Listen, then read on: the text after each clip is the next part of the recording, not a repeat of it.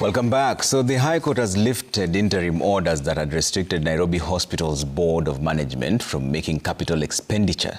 Justice Peter Mulwa ruled that the matters raised were already under consideration in an ongoing case at the Milimani Commercial Courts, prompting the discharge of the temporary orders.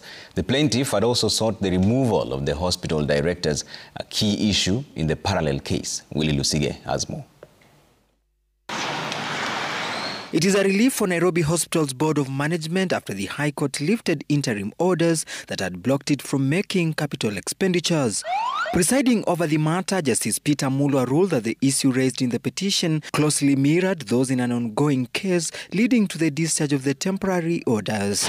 Justice Mulwa stated, and I quote, "I also know that the issue of Kenya shillings 4.2 billion borrowing, now raised by the plaintiff herein, was a matter in an issue in HCC OMME 233 of the 2024 in the Milimani Commercial Courts. The court held that the issue would best raised and addressed by the Milimani Commercial Courts," end of quote. He ruled, and I quote, "In my view, these issues will be best determined by the court in the Milimani Commercial Courts, as the outcome and the report of the AGM are before that court," end of quote.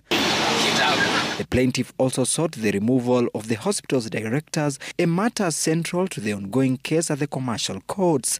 Justice Mulwa emphasized, and I quote, "The concept of sub judice is that when an issue is pending before a court, other courts cannot rule on the same issue. It will be untidy to consider the AGM outcome in both this case and the earlier case, as conflicting orders could arise," end of quote. The hospital board welcomed the decision, reaffirming its commitment to transparency, good governance, and quality healthcare. With the court restrictions lifted, Nairobi Hospital can now focus on enhancing service delivery, upgrading infrastructure, and strengthening financial stability.